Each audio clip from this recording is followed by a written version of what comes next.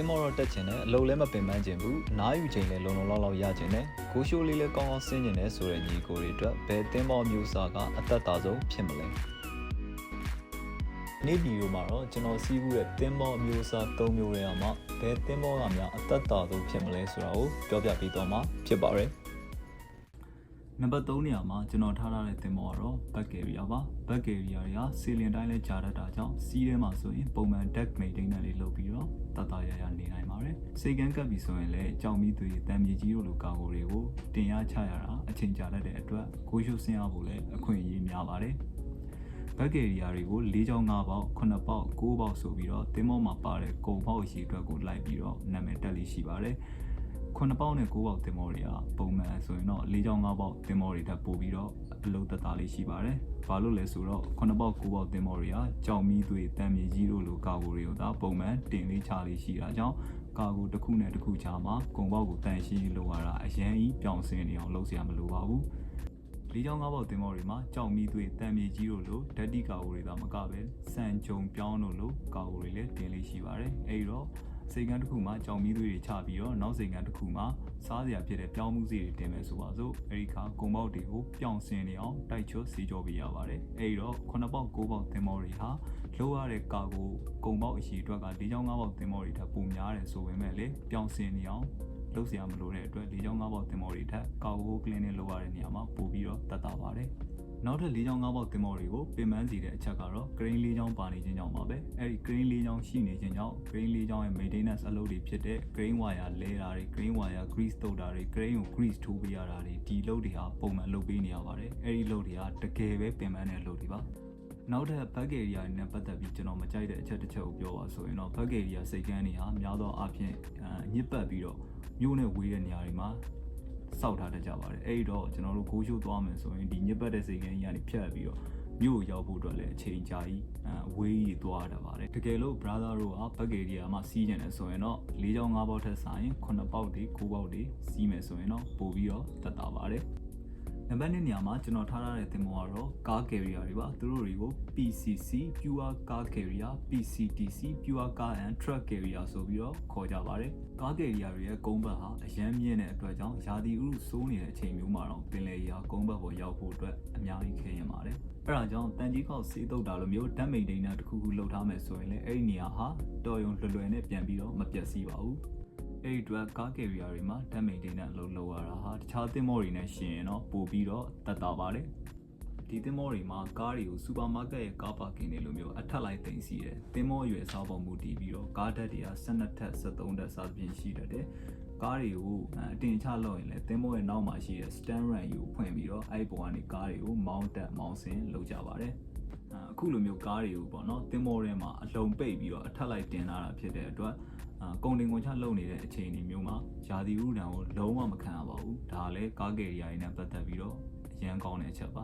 ါဒီကားကယ်ရီယာတွေပေါ့နော်ကာဂိုကလင်းတွေကဘယ်လိုလုပ်လဲဆိုရင်ဒီကားတွေကိုစိတ်ကမ်းမှာချပြီးပါလို့ရှိရင်သူတို့ကားတွေတင်မောပေါ်မှာတင်တော့ဟာသူတို့ခြီထားတဲ့အသုံးပြုထားတဲ့ lesson equipment တွေဖြစ်တဲ့ clasper တို့ roller တို့ spancer တို့ chain lesson တို့ဒီလိုမျိုး lesson equipment တွေကိုလိုက်ကောက်ပြီးတော့သူ့နေရာနဲ့သူပြန်ပြီးတော့နေရာချထားလိုက်အောင်ပါပဲအဲ့တော့ back carrier နဲ့သာရှင်းမယ်ဆိုရင် cargo clean တွေကအပုံကြီးတက်တာပါတယ်ဒီကားကယ်ရီယာတွေနဲ့ပတ်သက်ပြီးကျွန်တော်မကြိုက်တဲ့အချက်ကိုပြောမယ်ဆိုရင်ဒီကားကယ်ရီယာတွေကပေါ့နော်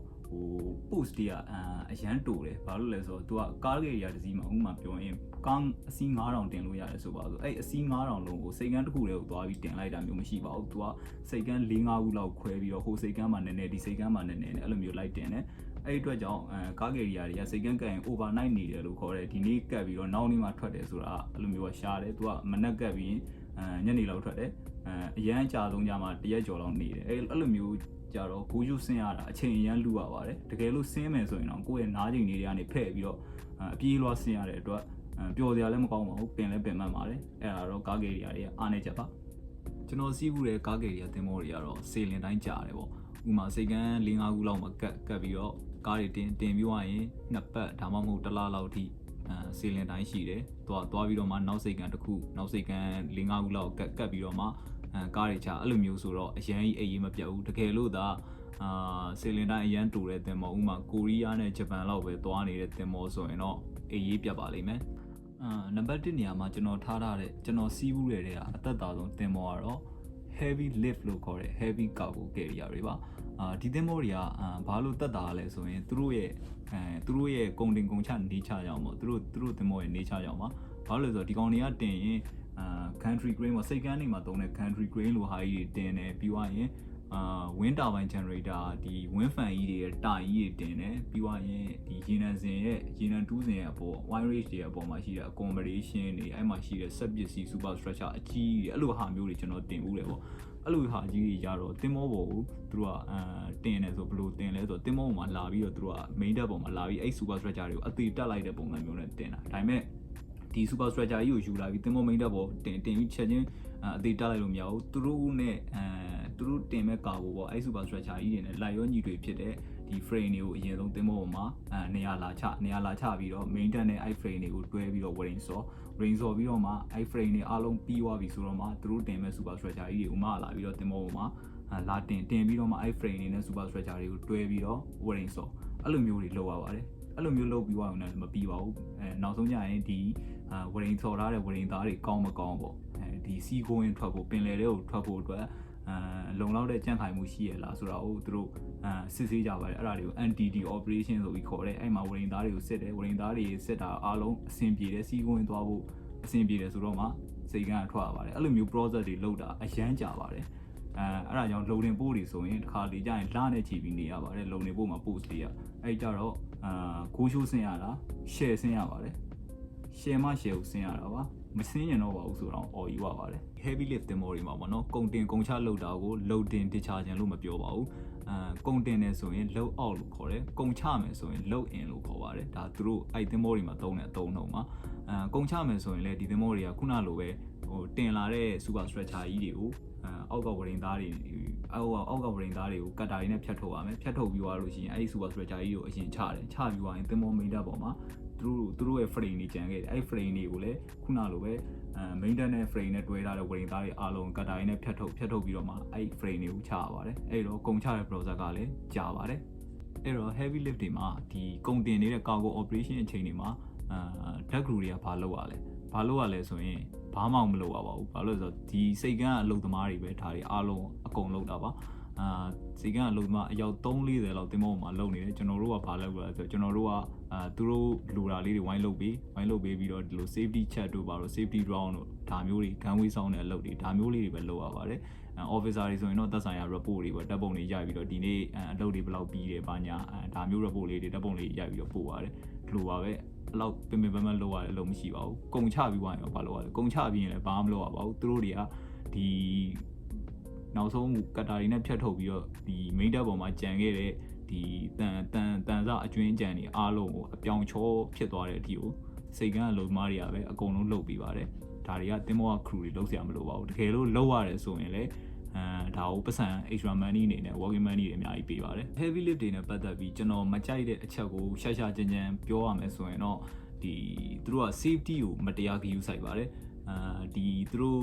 ့စိတ်ကန်းတက်လာတဲ့အထဲမှာတင်မောပေါ်ရောက်နေတဲ့အထဲမှာစိတ်ကန်းအလုပ်သမားတွေနဲ့မကဘဲနဲ့ဒီ safety ကိုစောင့်ကြည့်နေတဲ့အဖွဲ့တစ်ဖွဲ့ပါပါတယ်အဲ့မှာလူ4-5ယောက်လောက်ပါတယ်သူတို့ကဒီ safety တီးတန့်စောင့်ကြည့်တာဘာမှမလုပ်ဘူးတင်မောမှာလုပ်နေတဲ့အလုပ်သမားတွေတင်မောပေါ်က crew တွေကဒီသူတို့သတ်မှတ်ထားတဲ့ဒီနေရာပဲလမ်းလျှောက်ရမယ်ဒီနေရာမသွားရဘူးဒီလိုမျိုးဝစ်စုံတွေဝေးရမယ်ဒီလိုမျိုးအကာအကွယ်တွေသုံးရမယ်အဲ့ဒါတွေလုပ်ရလားဆိုတော့ဇက်တိုက်စောင့်ကြည့်နေတယ်မလုပ်ဘူးဆိုတာတွေ့တာနဲ့ချက်ချင်းလာပြောတယ် report တွေလုပ်တယ်အဲ့လိုမျိုးတွေရှိပါတယ်အဲ့ဒါကိုတော့ကျွန်တော်မကြိုက်ပါဘူးဒီ heavy cargo carrier တွေနဲ့ပတ်သက်ပြီးတော့ဗောနော်ကျွန်တော်ရဲ့ good experience ပေါ့ကောင်းတဲ့ memory လေးတွေကိုပြောပြရင်ကျွန်တော်အီတလီကစိတ်ကန်းတစ်ခုမှာကတ်ပြီးတော့တစ်လလောက်ကုန်တင်ပူပါတယ်ကတ်တဲ့စိတ်ကန်းကလည်း passenger wave ပါစိတ်ကန်းအရန်တန့်ပါတယ် passenger သင်္ဘောတွေပဲလာကတ်တဲ့စိတ်ကန်းပါပြီးသွားရင်စိတ်ကန်းရဲ့အရှိရောအနောက်ရော sea beach တွေပါပဲလုံးဝ sea beach အရှိကြီးပါပြီးတော့ကျွန်တော်တို့ကတ်တော့အဲ့စိတ်ကန်းကမနက်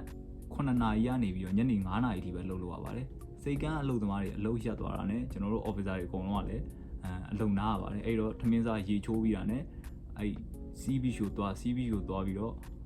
့လုံးဝတာယာခဲ့ပါတယ်တစ်လလုံးလုံးအဲ့ဒါအပြင်ဟိုစနေတနင်္ဂနွေဆိုရင်စိတ်ကန်းကအလုပ်ပိတ်ပါတယ်အဲ့ဒီအချိန်ကျရင် officer တွေအကုန်လုံးကလည်းပိတ်ရပါတယ်အဲ့တော့ကျွန်တော်အနီးနားမျိုးတွေကိုရှောက်သွားပါတယ်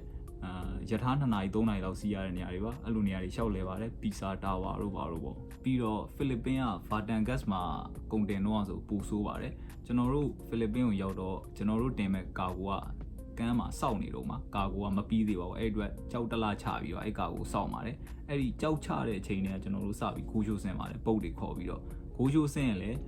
းတင်းမိုးမှာလူတွေကိုနှစ်တုပ်ခွဲလိုက်ပါတယ်နှစ်တုပ်ခွဲပြီးတော့ဒီတုပ်ကဒီနေ့မနက်ဂိုးရှိုးဆင်းရင်နောက်နေ့မနက်မှပြန်လာပါတယ်အဲ့လိုမျိုးတောက်လျှောက်တလားလုံးကြောက်ချတဲ့အချိန်လုံးတရက်ချားတစ်ခါစီလောက်ကိုဂိုးရှိုးနှိမ့်တိုင်းဆင်းတယ်အဲ့ကြတော့အဲ့ဖိလစ်ပင်းကဘာတန်ဂတ်တစ်မျိုးလောကမရောက်တဲ့နေရာမရှိပါဘူးဂိုးရှိုးဆင်းပြီးရင်အဲ့လို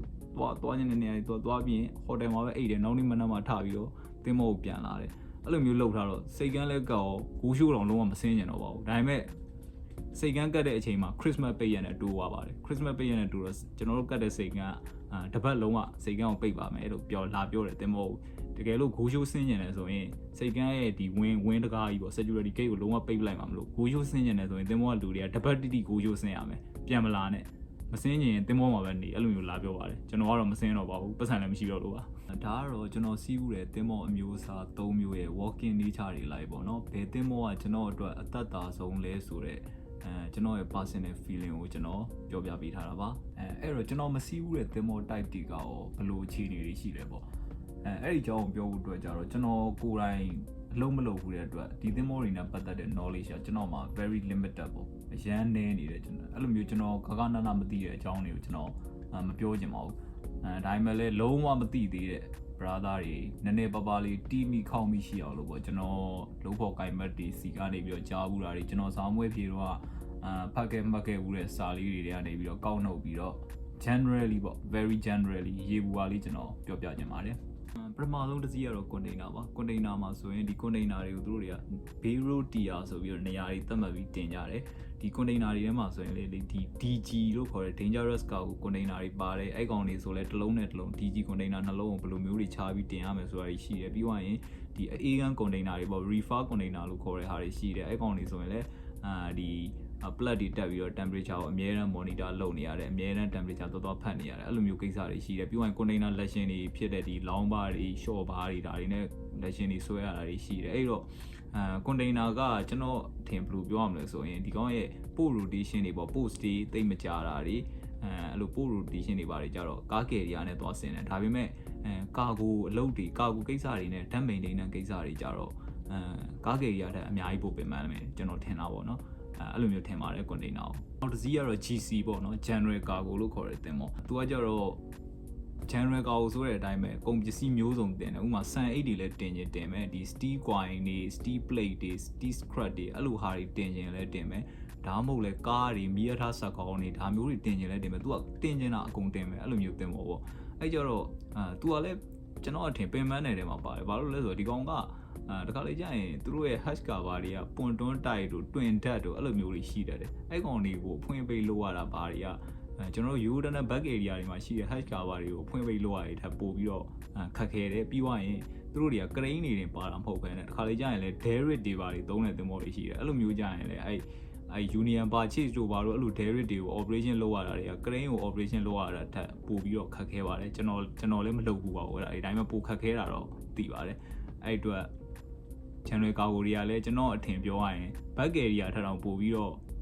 ပင်ပန်းမဲ့သင်္ဘောတွေလို့ကျွန်တော်ထင်ပါတယ်။တစ်စီးကတော့တန်ကာတွေပါ။တန်ကာတွေဆိုရင်တော့တန်ကာခေါင်းစဉ်အောက်မှာပြောစရာတန်ကာတွေကအများကြီးပါ။ VLCC လို့ခေါ်တဲ့ဒီရေနံစိမ်းတွေတင်တဲ့သင်္ဘောကြီးတွေပြီးသွားရင်အဲ့အောက်မှာ product တန်ကာတွေ wine တန်ကာတွေ chemical တန်ကာတွေအဲ့ဒါအပြင်ကိုဒီ LNG တို့ LPG လို့ခေါ်တဲ့ gas carrier သင်္ဘောကြီးတွေအဲ့လိုမျိုးဟာတွေအများကြီးရှိပါတယ်။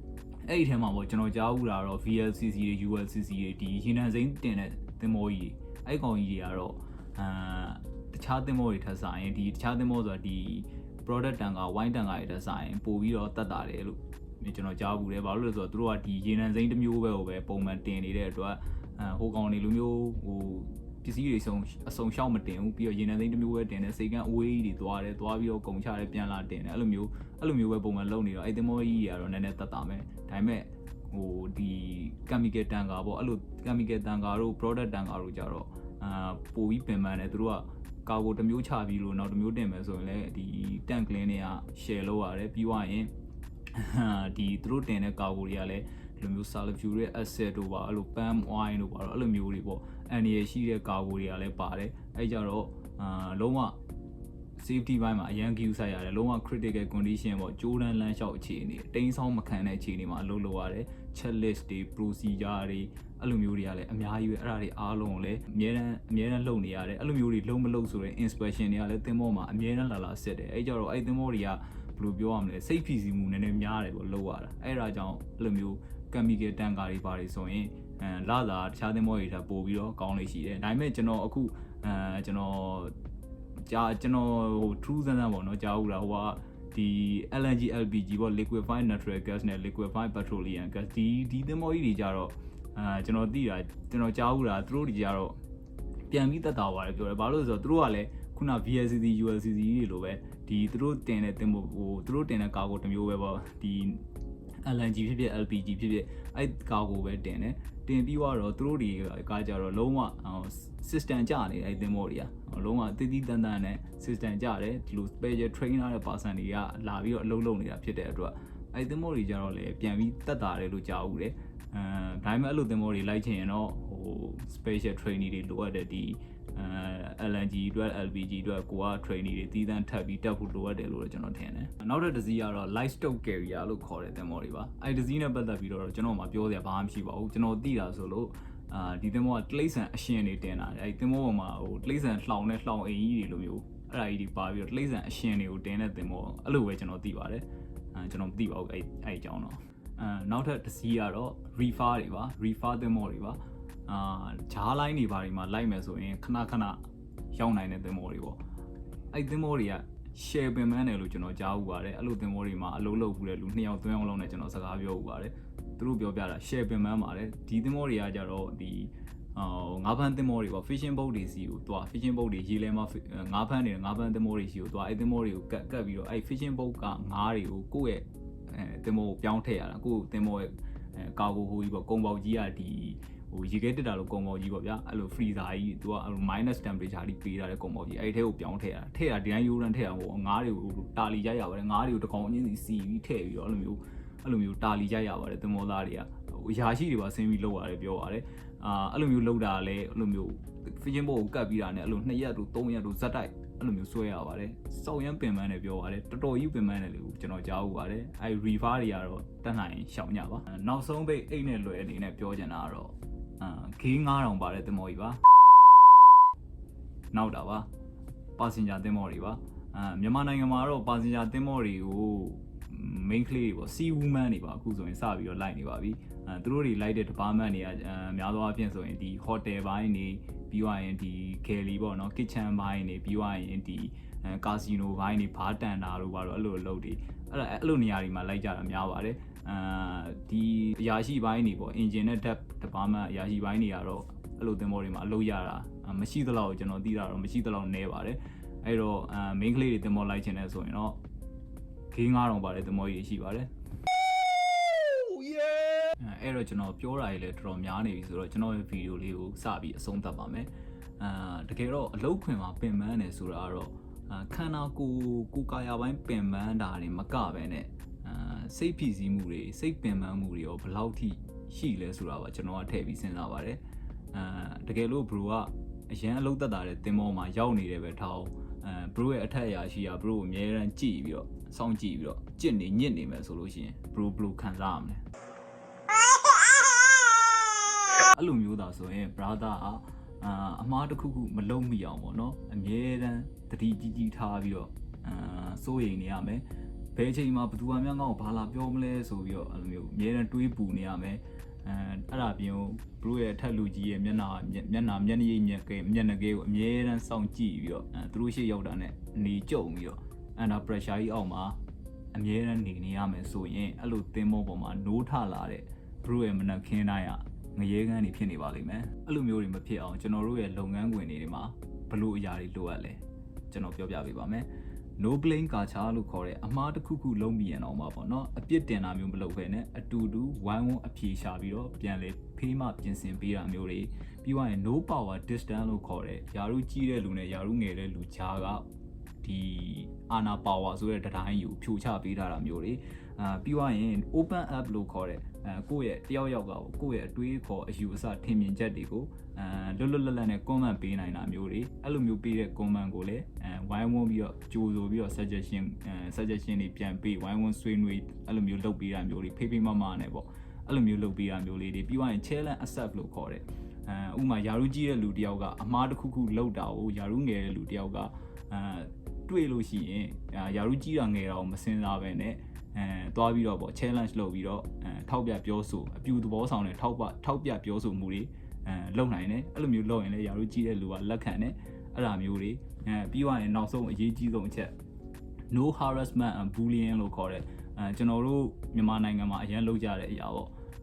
ပိန်လိုက်တာဝါလိုက်တာဖြူလိုက်တာမဲလိုက်တာအဲ့လိုမျိုးတွေပေါ့လူတယောက်နဲ့တယောက်ကြားမှာမတူတဲ့အသားအရောင်တွေကိုယ်ဝယ်ယုံကြည်မှုတွေလိန်စိတ်တွေကြားမာတွေကိုခန္ဓာအချိုးအစားတွေအဲ့ဒါတွေအပေါ်မှာအဲ့လိုမျိုးပေါ့ကဲ့ရဲ့လှောင်ပြောင်ပြောဆိုတာမျိုးတွေပြီးရင်တယောက်နဲ့တယောက် bullying လုပ်တာအနိုင်ကျင့်တာမျိုးတွေအဲ့ဒါမျိုးတွေလုံးဝမရှိဘူးလိုအပ်ပါတယ်ခုနောက်ပိုင်းပေါ့နော်သင်္ဘော line ကြီးတွေမှာဆိုရင်တော့ကျွန်တော်ခုနပြောသွားတဲ့အချက်မျိုးတွေကိုသင်္ဘောပေါ်မှာလက်တွေ့လိုက်နာကျင့်သုံးအောင်လို့နောက်ကနေတွန်းအားတွေပေးပြီးတော့သင်္ဘောရဲ့ working environment လေးက good working environment လေးဖြစ်အောင်လို့လုပ်နေတာကိုကြိုးစားပြီးလုပ်နေကြတာကိုတွေ့လာပါတယ်တကယ်လို့ brother အရန်ပင်ပန်းပါတယ်ဆိုတဲ့သင်္ဘောမျိုးကိုရောက်နေအောင်မှအဲ့ဒီသင်္ဘောပေါ်မှာရှိတဲ့ working environment ကစနစ်ကောင်းတွေလူကောင်းတွေနဲ့ဝန်းရံထားတယ်ဆိုရင်အဲ့လိုသင်္ဘောပေါ်မှာအလုပ်လုပ်ရတာဟာပင်ပန်းပင်မဲ့လည်းအဆင်ပြေပါတယ်ဆိုတဲ့ feeling လေးကိုအမြဲရနေမှာပါအဲ့ဒီတော့မေတ္တာတရားပြည့်ဝတဲ့ working environment လေးတွေမှာပျော်ရွှင်ချမ်းမြေ့စွာနဲ့အလုပ်လုပ်နိုင်ပါစေလို့ဆန္ဒပြုရင်းနဲ့